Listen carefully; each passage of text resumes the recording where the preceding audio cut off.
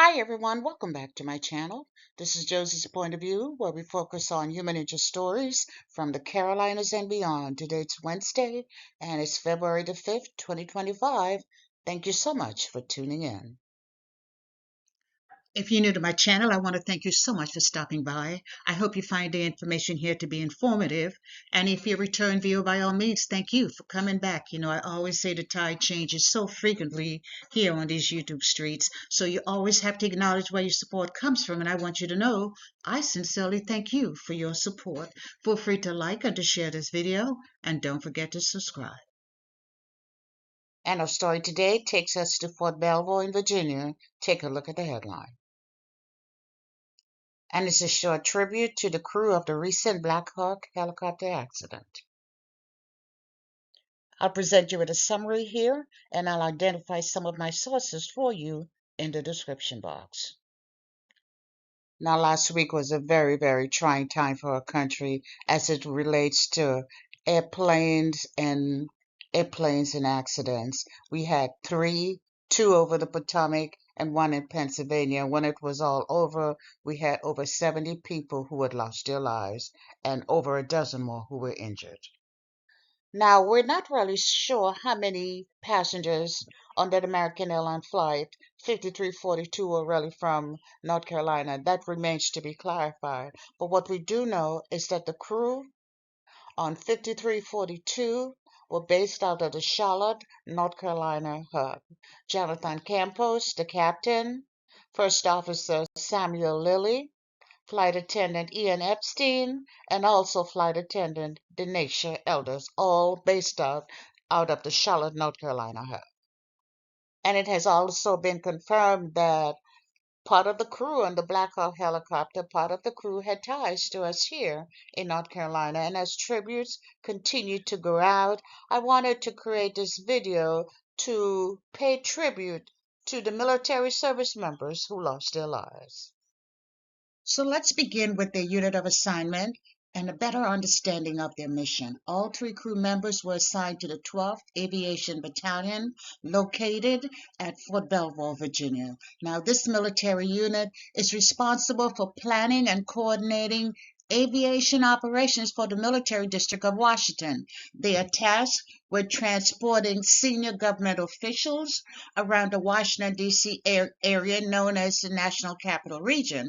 And another important mission to note is they are tasked with supporting the Department of Defense if something really bad happened in this area. And because of that, they have to be ready to execute their mission day or night. And that's the way they train, because it's a 24/7 mission. And on that dreadful night last Wednesday, January the 26th, the crew of three, they were on a routine training mission aimed at area familiarization. Nothing unique, something they had done numerous times in the past. So this was definitely not a new experience for any of them. But on that dreadful night, something went wrong, and there was a collision of a military Blackhawk and an American Airline plane. I won't show the video, I'm sure we've all seen it, but the end result of that 67 dead on both aircrafts, there were no survivors. And please, ladies and gentlemen, I am not interested in any type of conspiracy theories. It was an accident.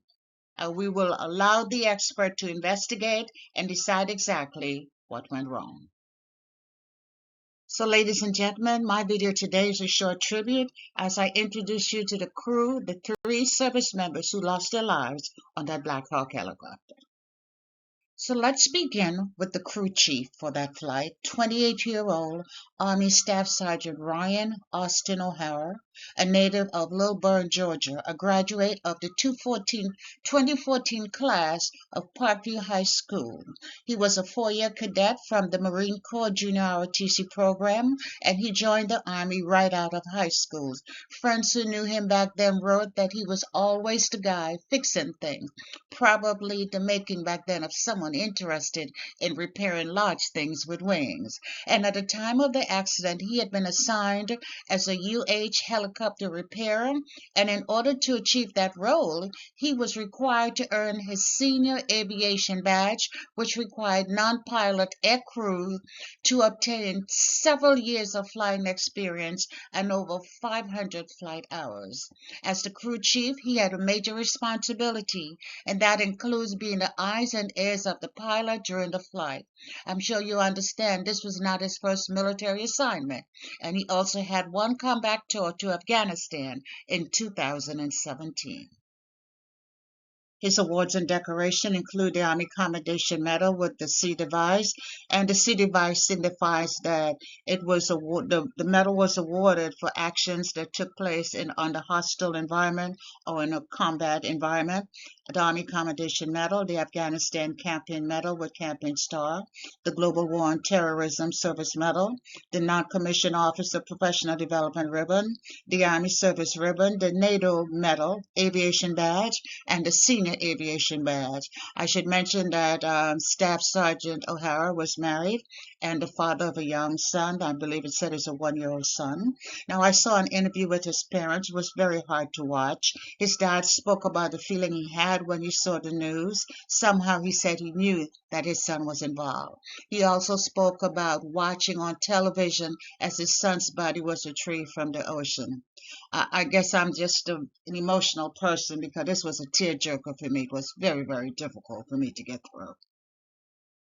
And now let's meet the senior pilot on that flight. He was 39-year-old Chief Warrant Officer 2, Andrew Lloyd Eves, from Great Mills, Maryland. Originally from Mississippi, reports say he grew up in a small rural town in east central Mississippi known as the Brooksville, and he graduated from Central Academy, that was his high school, before joining the military. At the time of his death, he was serving as a training instructor for his unit, the 12th Aviation Brigade. Initially, Chief Warrant Officer Eves served with the Navy for over 10 years before joining the Army in 2017 in order to fly the UH, which is the Blackhawk helicopter. And as a testament of his experience, he had logged in over 1,000 hours of flying time. As an experienced pilot and training instructor, his awards and decorations are many, and here are a few. The Army Commendation Medal ×3, the Navy Commendation Medal, the Army Achievement Medal, the Navy Achievement Medal ×3, the Navy E-Ribbon ×2, the Navy Good Conduct Medal ×3, the National Defense Service Medal, the Global War on Terrorism Expeditionary Medal, the Global War on Terrorism Service Medal, the Armed Forces Service Medal, the Military Outstanding Volunteer Service Medal, the Army Achievement Medal, the Navy and Marine Corps Overseas Service Ribbon, and the Army Aviation Badge. Now, Chief Warrant Officer Eves was married and the father of young children. I saw a picture of his family with 2 young children. I won't show their picture, but it's published by 7 news sources. And in addition, in a statement from his family, he's remembered as a kind, loving, fun-loving, and patriotic man who loved his wife and kids fiercely and would have done anything to take care of them. And I really have to speak on this because the morning after the tragedy, his wife had already received her notification and she shared the news with us, and this is what she wrote. I'm sure by now all of you have heard the news of the tragedy that has occurred in D.C. My husband was one of the pilots in the Blackhawk. We ask that you pray for our family and friends and for all of the other families that are suffering today. We ask for peace while we grieve.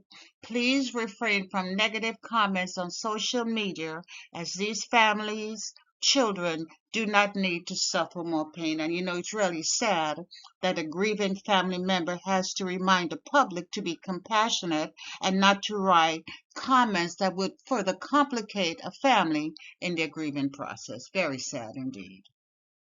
And finally, the third member of that crew, and as I already mentioned, one of the pilots on that fallen aircraft was one of our own. She's Captain Rebecca Lomack from Durham, North Carolina.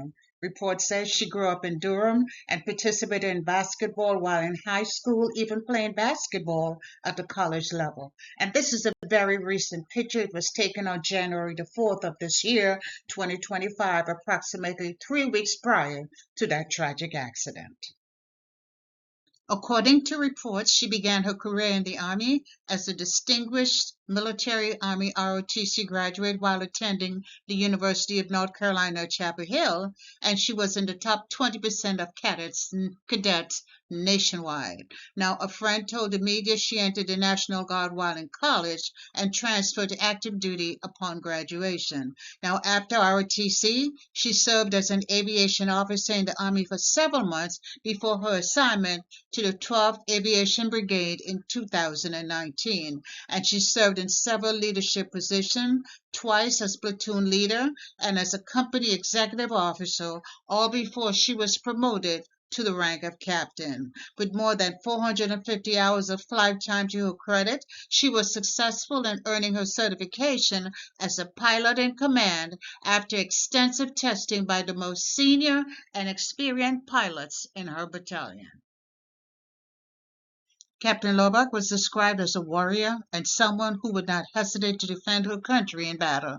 They say she was graceful as she was fierce. In addition to her duties as an aviator, she was honored to serve as a White House social aide, volunteering support to the President and First Lady in hosting White House events. In a statement released by her family, she was described as a bright star in all of their lives. They said she was kind, generous, brilliant, funny, ambitious, and strong. From the pictures I saw, I can tell she was an outdoor person with a sense of adventure. Her awards and decorations include the Army Commendation Medal, the Army Achievement Medal, the National Defense Service Medal, and the Army Service Ribbon. I didn't see an aviator badge, but definitely she was an aviator, and she had earned her aviator badge.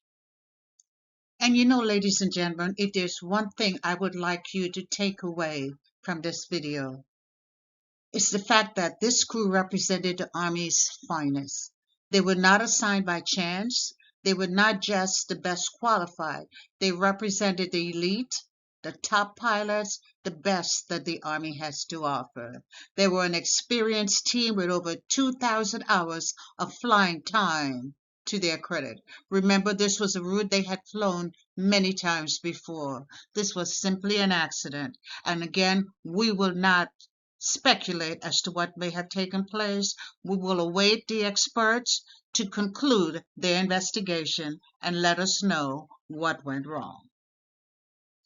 You know, this is such a sad time, and we continue to pray for all of the families who are grieving the loss of a loved one. We pray they will receive the support that's needed to help them through this very, very difficult time.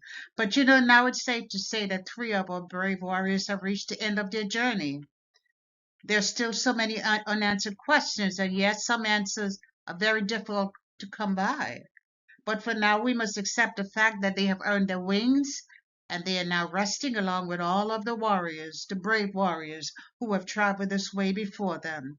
So Chief Warrant Officer Andrew Lloyd Eves, Captain Rebecca Lawback, and Staff Sergeant Ryan Austin O'Hara, your mission is finally completed.